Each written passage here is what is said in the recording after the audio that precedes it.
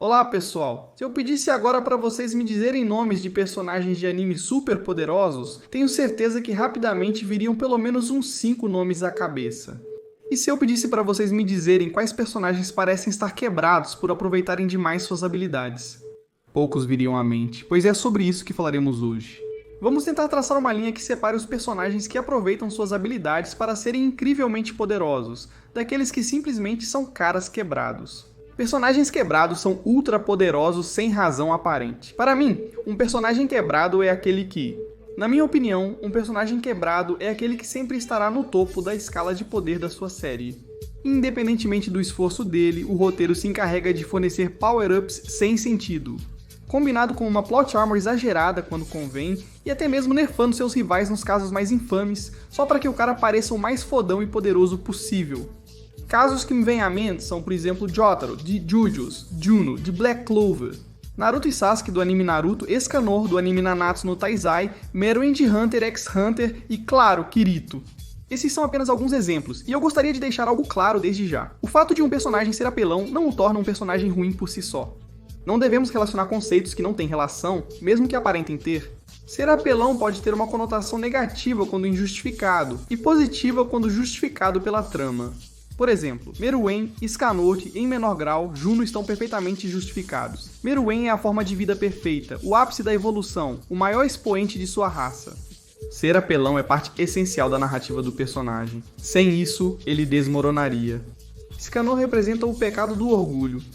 Alguém que cresce diante das dificuldades, que nunca olharia para trás, que preferiria morrer a admitir derrota.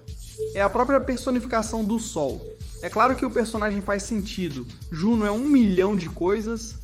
Sim, diferente dos outros dois. Esse eu não gosto tanto, a justificativa dele me parece super. Que ele é filho de reis super importantes, que ele tem um talento que eu nem sei qual é. Ele é o escolhido do espírito do ar, a reencarnação do filho não nascido do antigo rei dos elfos, um cara com um poder incomparável. E só falta até o espírito que o escolheu se apaixonar por ele. Não, isso realmente acontece, esquece. Está justificado, mas ao contrário dos outros, aqui o personagem parece bem mais artificial. Esses casos são aceitáveis pra mim. Naruto e Sasuke, suponho que também. Mas eles dizem isso tão no final que parece mais uma justificativa de última hora do que uma justificativa sólida, mesmo que não seja. Ser a reencarnação de Ashura Indra não resolve para mim. Tanto Naruto quanto Sasuke pararam de se esforçar bem cedo em Shippuden, Sasuke praticamente deixou de mexer um dedo depois que abandonou a base do Orochimaru. A partir daí, ele começou a receber poderes de presente e alianças sem sentido pro outro lado. Como foi no caso do Obito, que foi a maior besteira e a decisão mais estúpida. A diferença que esse personagem tomou, com a avalanche de power-ups e roteiros ridículos a partir da luta contra seu irmão, foi de outro mundo. Vocês sabem que eu adoro esse personagem, até dediquei um vídeo defendendo ele, mas não dá pra negar a realidade, né? Sasuke se infiltrou na reunião dos 5 Kages, se achando maioral, e saiu vivo. Ele saiu com ferimentos leves, já o Raikage perdeu um braço. Sim, com a ajuda do Obito, mas sempre voltamos à obsessão dele em proteger o Sasuke, mesmo quando isso não o beneficiava. E não venham com essa de cultivar olhos poderosos, porque os olhos do Sasuke já estavam mais acabados pelo desgaste do que a animação de Black Clover. E ainda deu os olhos do Itachi pra ele, porque laughing out loud. Mas enfim, não vamos entrar nesse assunto. Com o Naruto não foi tão feio, mas também teve seus problemas. Após Naruto passar pelo arco do Pain e desbloquear o chakra do Kurama, muita coisa mudou.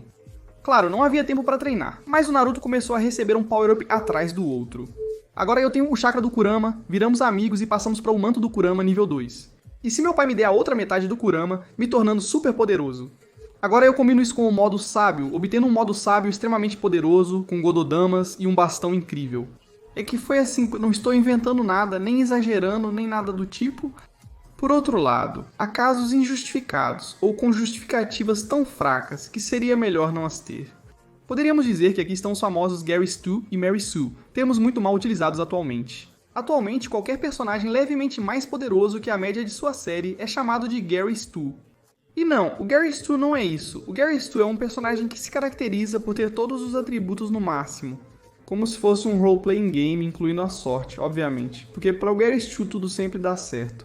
Por isso, Guts não pode entrar nessa definição, por mais forte que seja. Ou, entre aspas, por mais plot armor que ele tenha. Porque tudo dá errado pra ele, tudo. Chega ao ponto de ser exagerado o cara ter tanto azar, por mais que digam que ele é amaldiçoado desde o nascimento. Afinal, isso sempre foi mais uma metáfora. O Gary Stu também costuma ser a autoinserção do autor. E embora nem toda autoinserção seja um Gary Stu, 90% delas são. Aqui teríamos os casos que mencionei antes. Jotaro por ser um cara pra quem tudo vai dar certo, independentemente do problema que enfrente. Um garoto de 17 anos enfrenta um vampiro imortal no corpo de seu avô, ao lado de um cara dourado que controla o tempo. Jotaro vai dar um jeito de vencer. Se fosse um personagem comum, não teria chance. Sem power-up, loucuras ou sorte, seria impossível. Apesar das desgraças em sua vida, Itachi possui mais características de um personagem apelão e Gary Stu, principalmente porque a própria obra se encarrega de exagerar isso o tempo todo. Vocês lembram daquela cena infame em que dizem que ele pensa como um Hokage com 5 ou 6 anos? Lembremos do Kabuto, pois como esperado, Izanagi e Izanami são um casal na mitologia. E se você viu alguém usar uma técnica com o nome de um deles, você poderia esperar que a técnica irmã existisse? O problema, como sempre, vem da conveniência do efeito dessa técnica. Eu também gosto muito do Itachi. Mas é que se tirássemos todo o seu passado, o personagem ficaria bem prejudicado. Sim, eu sou daqueles que pensam que justamente o fato de que, mesmo Itachi sendo tão inteligente, tão poderoso, tão talentoso e tão capaz, ele teve uma vida horrível, cheia de desgraças, de dor e até de doença. Isso faz dele um personagem incrível, em parte. E sim, se ele não fosse tão poderoso, o personagem não funcionaria. Porque ser apelão não torna um personagem ruim. E isso precisa ficar bem claro, porque é muito importante. Ultimamente, surgiu uma mania estranha de odiar personagens super poderosos só por serem assim. E é preciso entender que muitas vezes arcos ou tramas inteiras dependem do fato desse personagem ser tão poderoso assim. E se Omniman Invencível tivesse o poder de um herói comum da Terra, como seria? Portanto, nem sempre é possível relacionar personagens apelões com personagens ruins. O que existe são personagens apelões bem ou mal escritos. Então, qual seria um mau exemplo de personagem apelão? Gary Stu, o de sempre, Kirito. Sei que sempre mencionam o pobre Kirito, mas é que ele é o maior exemplo, o Gary Stu perfeito. Autoinserção feita personagem pixel por pixel. Óbvio, não é só ele. A maioria dos protagonistas de Isekai e animes similares são meio ruins ou genéricos. Kirito é apenas o mais conhecido com esse problema. Isso já foi parodiado em diversas obras. Por exemplo, no mangá da Nagatoro, o autor, através da personagem, mandou uma indireta para outros mangakas, que criam personagens insinuando ser patético se auto-inserirem em um cara extremamente chato quando você não é assim. Vocês já sabem que tipo de pessoa anda pelas redes sociais se achando o Kirito. São personagens sem graça, sem carisma, clonados, e cujo único atrativo é que são apelões e tem um harém de garotas bem variado. E não é? Kirito não está justificado, pois no vídeo que fiz sobre ele, me disseram que suas habilidades estavam justificadas. Porque ele era um jogador hardcore de Massively Multiplayer Online Role-Playing Game antes de entrar em Sword Art Online. E vocês já pararam para pensar nas diferenças que existem entre jogar um jogo sentado na sua cadeira, com uma lata de Monster e um pacote de Doritos do lado, e jogar em uma realidade virtual total, a ponto de seu corpo real ficar em coma. E literalmente você pode morrer na vida real se perder no jogo. Quer dizer, você está realmente comparando isso? É como dizer que alguém, só por jogar muito Call of Duty, poderia ser colocado em um jogo de realidade virtual total.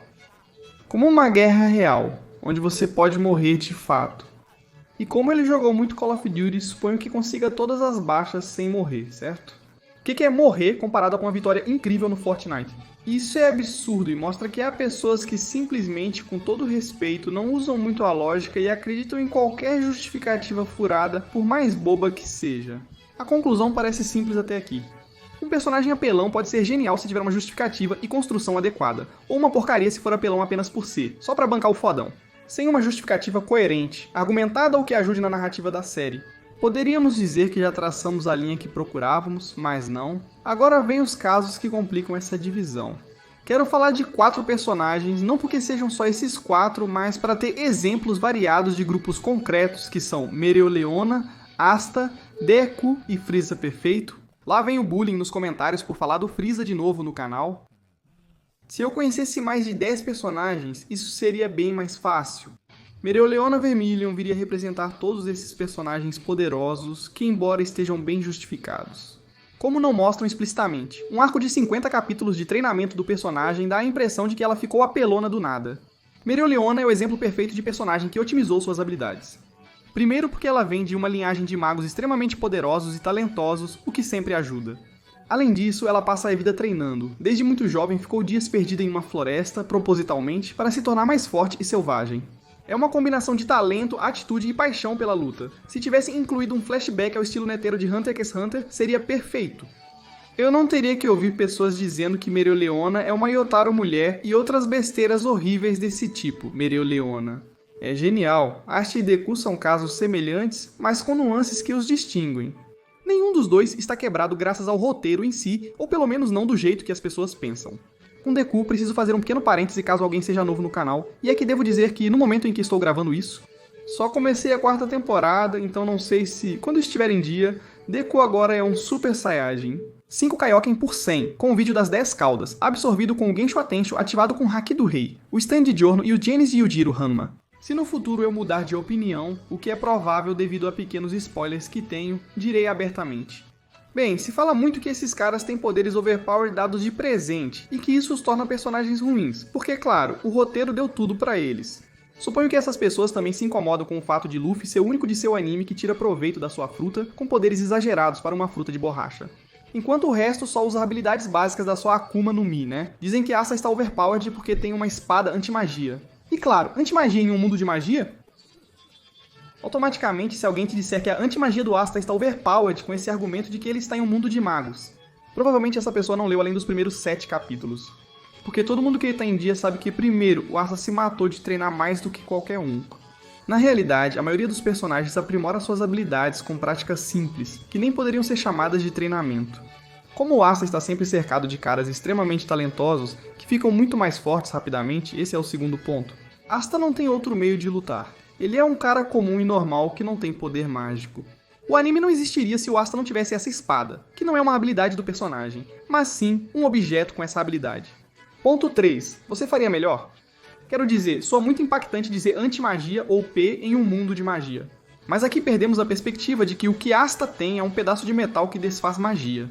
Diante de caras que fazem Genkidamas de fogo, invocam golems gigantes e criam florestas de 50 metros quadrados, que geram dimensões alternativas, abrindo portais espaço-temporais e invocando espíritos lendários que aumentam suas habilidades de combate.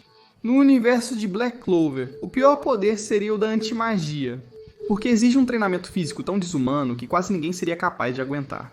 E se você pudesse ser um cara com uma salamandra de 15 metros que cospe chamas gigantes?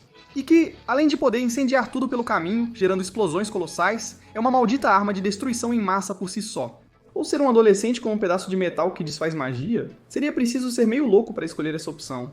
A anti-magia estaria quebrada se pudesse ser usada tipo telecinese ou algo assim. Tipo o que o Izao de Boku no Hero tem, que só de olhar pra você já anula seu Quirk. Pra poder usar a espada do Asta, você tem que ter quebrado muitos limites para um ser humano comum. O Asta não é apelão, o que ele tem foi conquistado com esforço. Por outro lado, Deku recebeu One for All, o quirk mais poderoso do mundo, o que pode parecer incrível à primeira vista. O que ninguém te conta é que praticamente ninguém consegue usá-lo. Onde eu estou? Cada ataque do Deku com o One for All o destrói. Se você me dissesse que isso garante a vitória pra ele, eu aceitaria que ele está overpowered. Mas não, dar um soco com o One for All não garante nada. Agora ele está usando uma versão controlada do One for All, que não é muito impressionante. Personagens como Bakugo, Todoroki, Tokoyami e outros têm individualidades mais interessantes que o One for All. Em primeiro lugar, sim, a capacidade do One for All é brutal, mas o usuário precisa estar à altura. Apesar de Deku se esforçar muito, ele não consegue usar o One for All com potência suficiente para se sentir superior aos seus colegas. Novamente, Deku está se esforçando mais do que qualquer um para que seu nível não seja abismalmente superior ao dos outros. E nem se fala da pressão e da responsabilidade que é ser o portador do One for All. Na minha opinião, o One for All é mais uma maldição do que uma bênção, pois te força a viver apenas para ele. Para controlá-lo completamente, derrotar o All for One e salvar o máximo de pessoas possível, cumprindo seu destino. E por último, tem o caso do Freeza. Esse é o tipo de personagem que estraga qualquer linha que a gente pudesse traçar e deixa tudo muito subjetivo.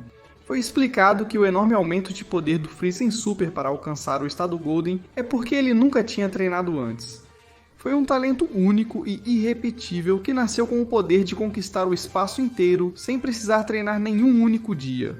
Essa é a explicação dada, mas duas coisas não fazem sentido pra mim. Freeza era muito poderoso. Sim, mas em apenas 4 meses, chegar perto do nível dos deuses, ou pelo menos ao de deuses iniciantes, 4 meses em termos de tempo, não é nada. Tudo bem, você ainda acreditaria se o treinamento fosse insano? Também não. A cena que nos mostraram mostra Freeza como se nada junto com Tagoma, que ele levou como companheiro e que sobreviveu ao treinamento. Isso me fazia pensar que o treinamento não devia ter sido tão intenso, já que Tagoma sobreviveu a ele. Um treino para aumentar o poder em tão pouco tempo deveria ser insano. Por causa da cena do Tagoma, não consigo acreditar completamente nisso. E agora vocês vão me questionar. Ah, mas você não dizia que não precisava ver nada explicitamente? Já mudou de ideia, Bills? Encerre sua conta do YouTube. É que justamente esse é o problema. Se não tivessem mostrado essa cena, nós tiraríamos nossas próprias conclusões de que ele teve um treinamento infernal digno do Imperador do Espaço. E se ele tivesse ido sem Tagoma, ainda melhor, porque a presença de Tagoma continuaria fazendo com que isso ficasse instável. O power-up do Freeza está no limite. Dependendo do dia em que você me perguntar, posso achar exagerado ou aceitável e responder de maneiras diferentes. A conclusão é simples. Se um personagem está apelão ou aproveitando suas habilidades, é indiferente. Um personagem pode ser bom ou ruim, independentemente do seu poder, desde que seja coerente e não soe muito estranho. O ideal seria pararem de discutir se tal personagem é apelão ou não e se seus poderes foram presenteados ou conquistados.